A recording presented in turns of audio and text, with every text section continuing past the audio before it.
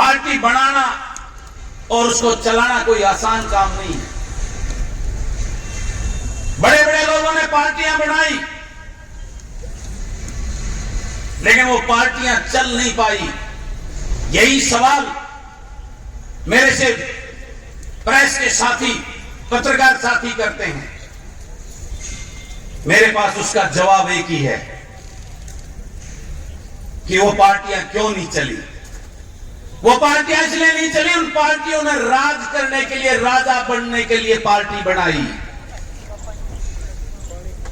बलराज कुंडू ने यह पार्टी इस प्रदेश को बचाने के लिए बनाई। यह फर्क है बलराज कुंडू में और उन राजघरानों ने, जिनके राजकुमारों ने, उनके बाप इस प्रदेश के मुखिया रहे हैं, प्रदेश के मुख्यमंत्री रहे हैं, और जब उनकी कुर्सियां चली गई तो वो फड़फड़ाहट उनको रोक नहीं पाई। उन्होंने फिर राजा बनने के लिए अलग पार्टियों का गठन किया। लेकिन ये तो एक फौजी का बेटा है, जिसके खानदान में कभी पंचायत मेंबर का चुनाव लड़ने की सोची भी नहीं। मैं इस राजनीति में आया एक जज्बा और एक तड़प लेकर। जब मैंने देखा कि राजनीति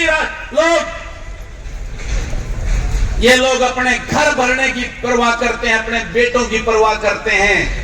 जिन्होंने इनको वोट दी उनके बेटों की परवाह नहीं करते।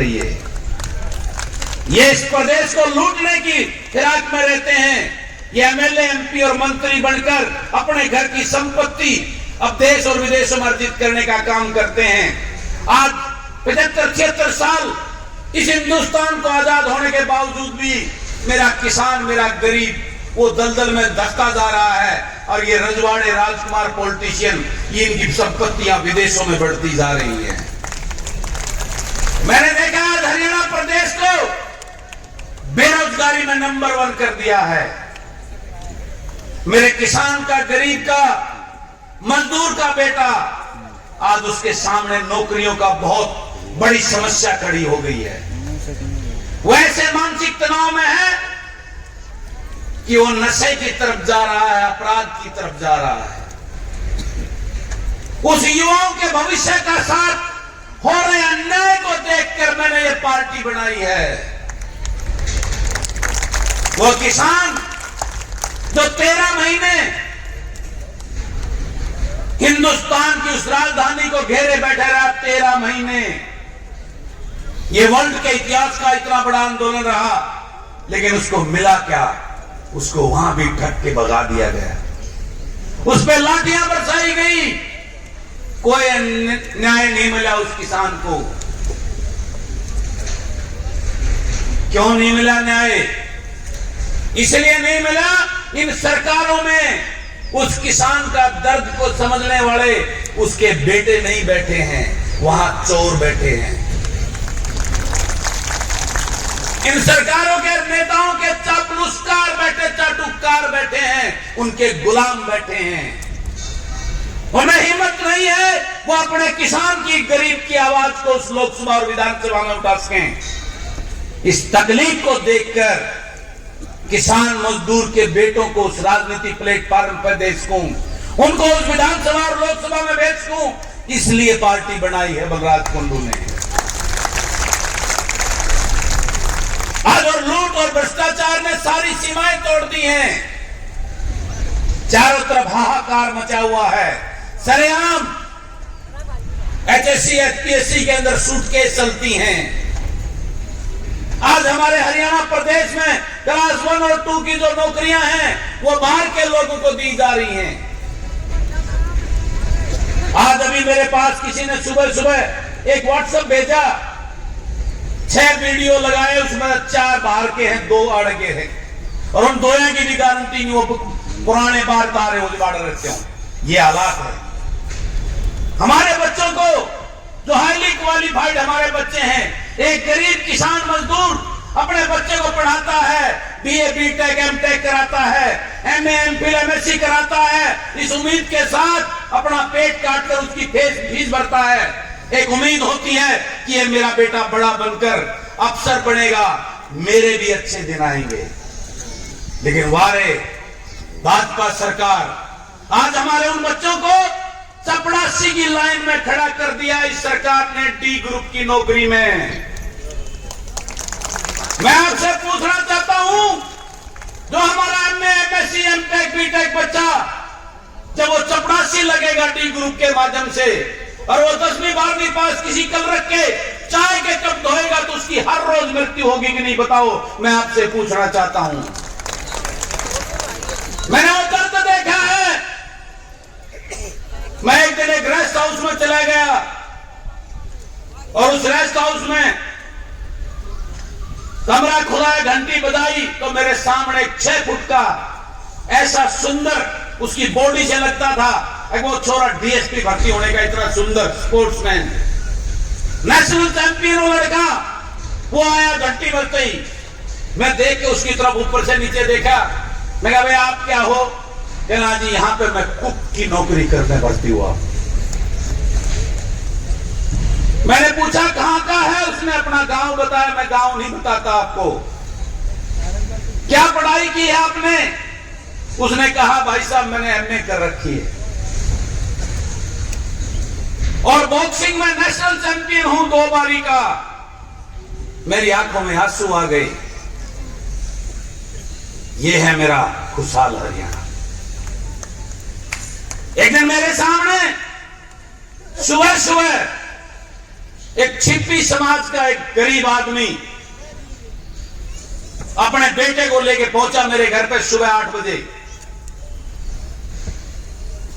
और जाते ही मेरे पैरों की तरफ हाथ किया। मैंने खड़ा होकर उसके पैर पर हाथ पकड़ लिए। मां क्या कर रहे हो? आपकी उम्र तो मेरे से भी बड़ी है, मुझे क्यों पाप चढ़ा रहे हो?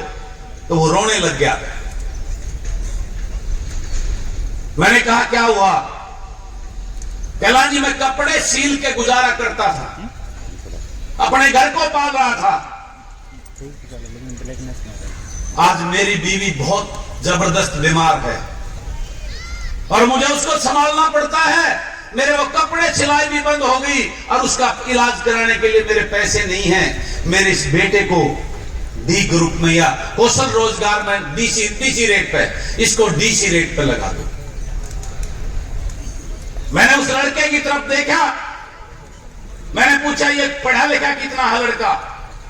उसके हाव भाव से लगा कि ये लड़का पढ़ा लिखा है।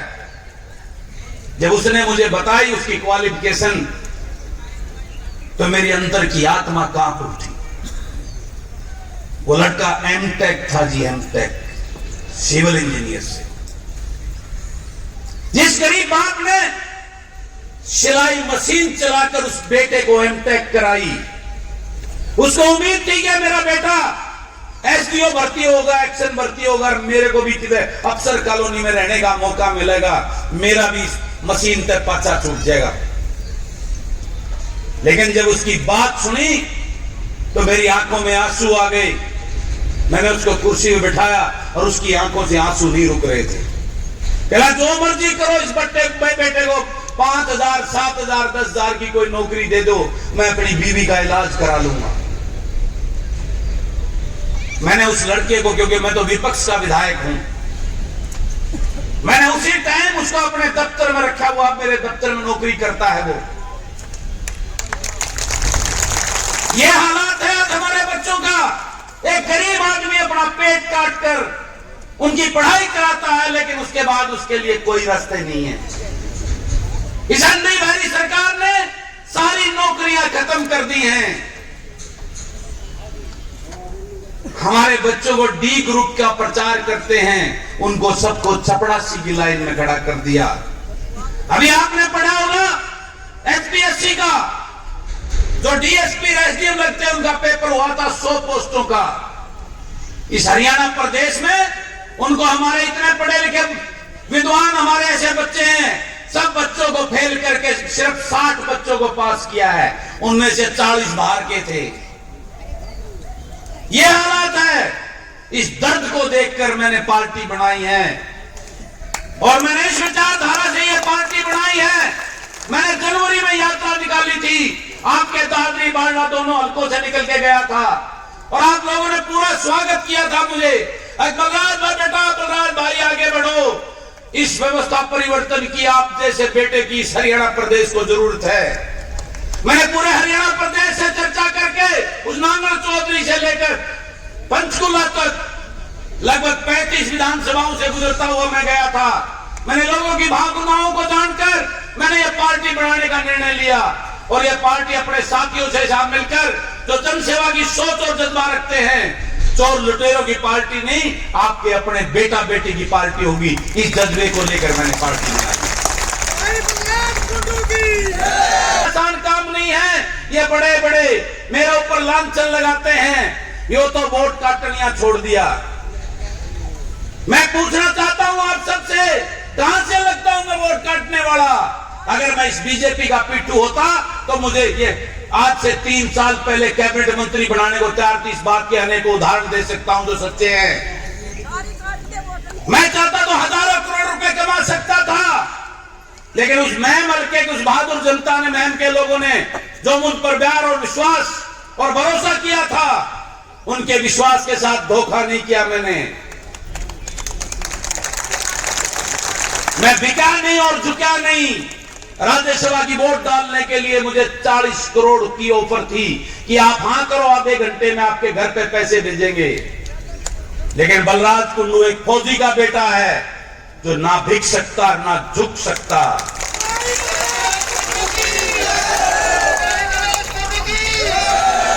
और इसी जज्बे को लेकर आज मैं हर एक प्रदेश में जा रहा हूं, हर एक जिले में जा रहा हूं। विधानसभा के मैंने कार्यक्रम रखे हैं इस प्रदेश के लोगों को जगाने के लिए। मेरी सोच प्रदेश का मुख्यमंत्री बनने की नहीं है, मेरी तड़प है मेरे युवाओं को रोजगार देने की, उनका भविष्य बचाने की। मेरी सोच है मेरे इस प्रदेश के किसान को उसका हक देने की, उसकी बर्बादी के आलम से उसको बाहर निकालने की।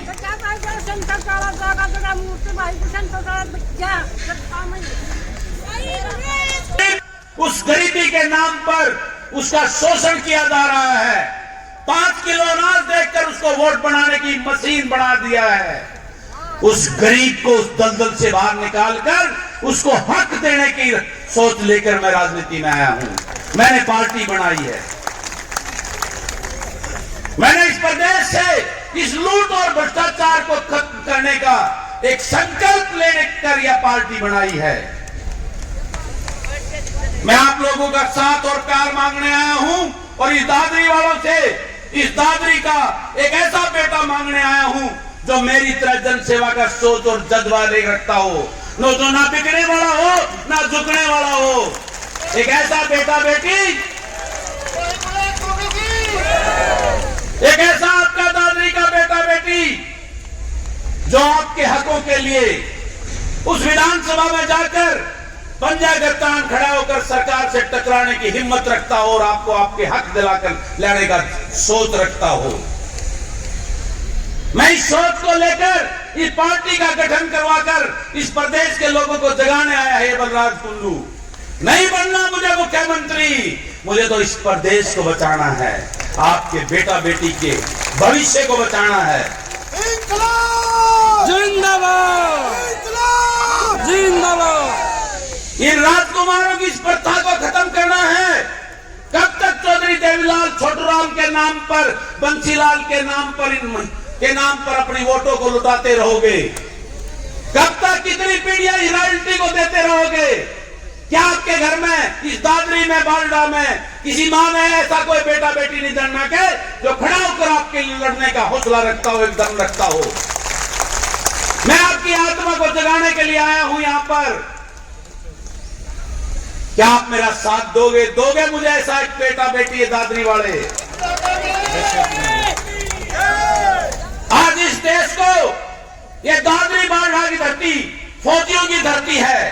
ये वो फौजी जो बॉर्डर पर हमारी रक्षा करते हैं, जिसकी बदौलत हम सुरक्षा का सांस लेते हैं, आजादी की जिंदगी जीते हैं। हमें चिंता नहीं है कि सुबह उठेंगे कोई पाकिस्तानी कब्जा कर लेगा या और कोई हमारे ऊपर कब्जा कर लेगा। फौजी हमारा पहरेदार बनकर हमें सुख की चैन की नींद सुलाता है। लेकिन आज दुर्भाग्य है कि वो फौजी हमारे बॉर्डर से हमारी रक्षा कर रहा है। इस हमारे अंदर बैठे उन काले अंग्रेजों से आज हमें सबसे बड़ा खतरा हो गया है। उनसे लड़ाई लड़नी होगी हमें। यहाँ एक ऐसी सामाजिक फौज खड़ी करनी होगी, युवाओं को जगाना होगा, जो इस अंदर के लुटेरों से, इस अंदर के दुश्मनों से, जो राजनीतिक दलों के राजघराने हमारे को खून चूस रहे हैं, इस प्रदेश को लूट लूट के खा रहे हैं, उनसे इस प्रदेश को बचाना है। अपने बच्चों का भविष्य सुरक्षित करना है, किसान मजदूर को बचाना है, छोटे व्यापारी और किसान अधिकारियों को बचाना है। इसलिए आपके बीच में आया है बलराज कुंडू, आपसे आपका साथ, आपके बच्चों के भविष्य के लिए मांगने आया हूं। मुझे कुछ नहीं चाहिए।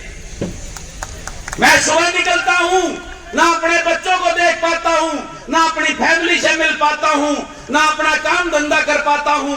आज मेरा बेटा बाहर गया है, मैं उससे बात भी नहीं कर पाया हूं, फ्लाइट में बैठ चुका है। मैं आपके लिए लड़ रहा हूं, आपके बेटों के लिए लड़ रहा हूं।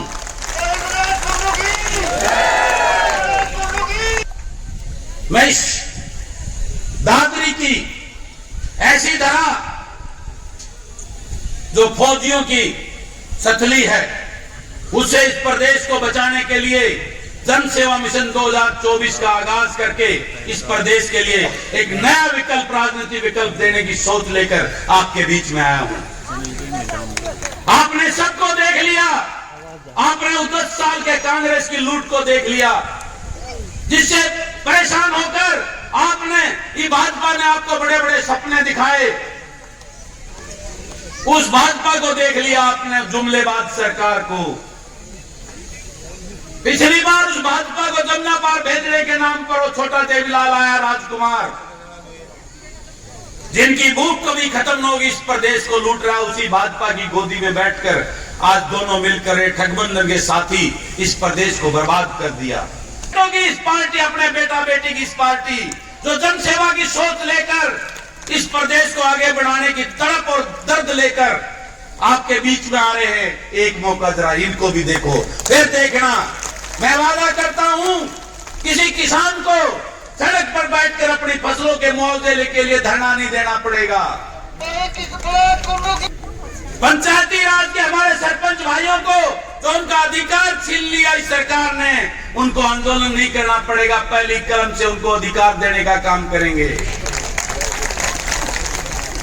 हमारी आशा वर्कर, आंगनवाड़ी बहनों को लाठियां बाजी, हमारे किसानों पे लाठियां चलाई, कभी किसी को आंदोलन करने की जरूरत नहीं पड़ेगी। आपका वो बेटा बेटी आपका वकील बनकर उस विधानसभा लोकसभा में आपको आपके हक दिलाने का काम करेगा, ये वादा करता है ये बलराज कुंडू।